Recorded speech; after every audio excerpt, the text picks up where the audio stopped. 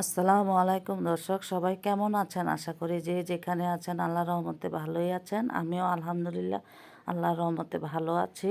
তো এখানে এটা হলো রাতের ভিডিও। তো এখানে আমি রাতের বেলা রান্না করতেছি, কারণ আমার প্রায়ই দেখা যায় গ্যাস থাকে না। এই জন্য আজকে ফুলকপি দিয়ে, শোল মাছ দিয়ে, তেলাপিয়া মাছ দিয়ে রান্না করব। তো এই মাছগুলো গ্রাম থেকে আনা হয়েছিল, তো তাজা তাজা মাছ, এই জন্য ভাবলাম যে এগুলো রান্না করে রাতে রান্না করে দিই, রেখে দিই পরের দিনের জন্য। তো এই জন্য এগুলো রান্না করতেছি। আর এখানে আমি এই যে শোল মাছ রান্না করব, তো এই জন্য এখানে কিছু পেঁয়াজ কুচি, রসুন কুচি, তারপরে কাঁচামরিচ কেটে নিয়েছি, তারপরে নিয়ে নিয়েছি টমেটো, তারপরে এখন দিয়ে দেব স্বাদ মতো লবণ আর হলুদের গুঁড়া, মরিচের গুঁড়া, তারপরে কাঁচা তেল দিয়ে আমি এগুলাকে আগে ভালো করে মেখে নেব। তারপরে আমি এই যে শোল মাছ ছোট ছোট টুকরা, বড় একটা শোল মাছকে ছোট ছোট টুকরা করে নিয়েছি। তো আমার হাজব্যান্ড আবার তাজা মাছ পছন্দ করে, উনি ফ্রোজেন করা মাছ পছন্দ করে না। তো এই জন্য আমি এই মাছগুলোকে রান্না করে রাখতেছি, একটু বেশি করে রান্না করে রাখবো যাতে উনি কয়েকদিন খেতে পারেন। তো রান্না করে নর্মাল ফ্রিজে রেখে দেব, তারপরে একটু একটু করে বের করে যাতে খেতে পারে, এই জন্য আমি রান্না করে নিচ্ছি, রান্না করব। তো এগুলোকে আমি ভালো করে হাতে মেখে নিচ্ছি। উনি আবার মাছ ভাজা মাছ খেতে চান না।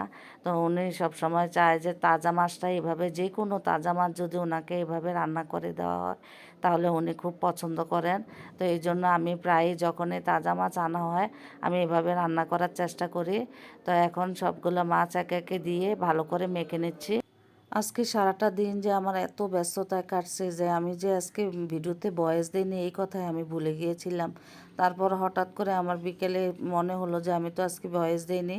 তা এখন ভয়েস দিতে আসছি, তাও শুয়ে শুয়ে ভয়েস দিতেছি। মানে শরীরটা এত টায়ার্ড লাগতেছে, সারাদিনের এই দৌড়াদৌড়িতে মনে হচ্ছে যে মানে একদম সারা শরীর ব্যথা করতেছে, শরীরটাও খুব ক্লান্ত লাগতেছে, ভয়েস দিতে একদমই ইচ্ছে করতেছে না। তো তারপরে এখানে আমার মাছ, এই যে ফুলকপি দিয়ে মাছ রান্না করেছি ওইগুলোও হয়ে গেছে। আর এখানে এই যে আমি শোল মাছের চচ্চড়ি রান্না করলাম, ওইগুলোও হয়ে গেছে। তো এখন ওইগুলোকে আমি ধনেপাতা দিয়ে তারপরে আর একটু ঝোলটা মাখো মাখো করে তারপরে এগুলোকে আমি নামিয়ে ফেলবো। কিছুক্ষণ চুলাতে রেখে তারপরে আমি নামিয়ে ফেলবো। তো রাতেরবেলা রান্না করে রাখি, সকালবেলা অনেক সময় দেখা যায় দিন ছোটো তো, সংসারের সব কাজ করে তারপর রান্না বান্না করে মানে আমার কাছে অনেক কষ্টকর হয়ে যায়, এই জন্য রাতে একটু রান্না করে রাখি। আর এটা হলো পরের দিন সকালবেলা খিচুড়ি রান্না করেছিলাম।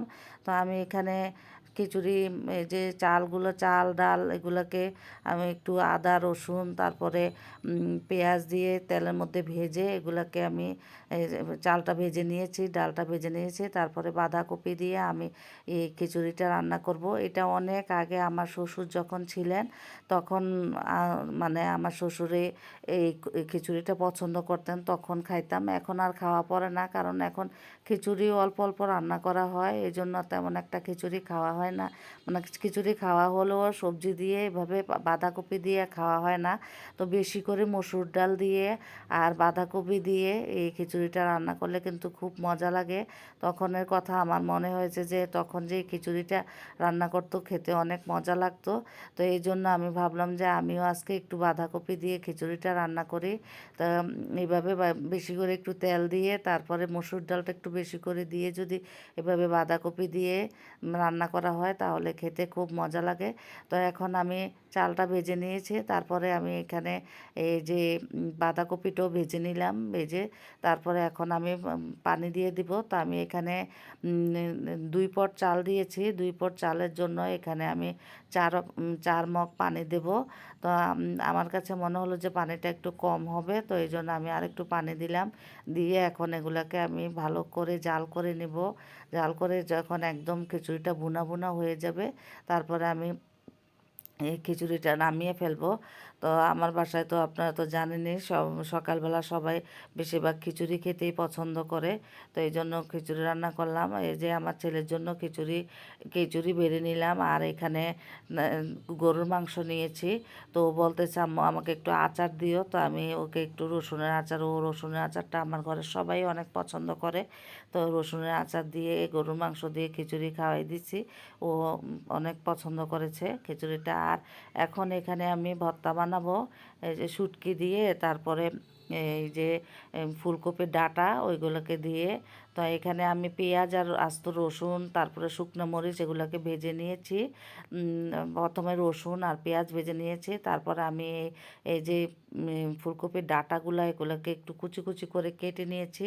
কেটে এখন এগুলাকে আমি আবার একটু তেলের মধ্যে এগুলাকে ভেজে নেব। তো ভাজার সময় আমি সামান্য একটু পানি দিয়ে এগুলাকে সিদ্ধ করে নিয়েছি। সিদ্ধ করে নিয়ে তারপরে আমি এগুলাকে ভালো করে ভেজে নিয়েছি। পানিটা একদম যখন শুকিয়ে যাবে তখন এইটা উঠিয়ে ফেলতে হবে, তা না হলে দেখা যায় যে সিদ্ধ হয় না। এই জন্য আমি এগুলাকে একটু পানি দিয়ে তেল দিয়ে ভালো করে একটু সিদ্ধ করে একটু ভাজা ভাজা করে নিয়েছি। তারপরে এখানে আমি এই যে শুকনো মরিচও টেলে নিলাম, আর এখানে আমি শুটকিও টেলে নিচ্ছি। শুটকিগুলোও একটু তেলের মধ্যে ভেজে নিচ্ছি, এগুলোকে ভালো করে ধুয়ে পরিষ্কার করে নিয়েছি। তো দর্শক, আমি শুটকি ভাজতে ভাজতে আপনাদের সাথে আমার রিকোয়েস্টটা করে নিই, আমার ভিডিওর কোনো অংশ যদি ভালো লেগে থাকে তাহলে একটা সাবস্ক্রাইব করে দিবেন। যারা এই পর্যন্ত সাবস্ক্রাইব করেছেন আপনাদেরকে অনেক অনেক ধন্যবাদ। আজকে এখানে শেষ করছি। আল্লাহ।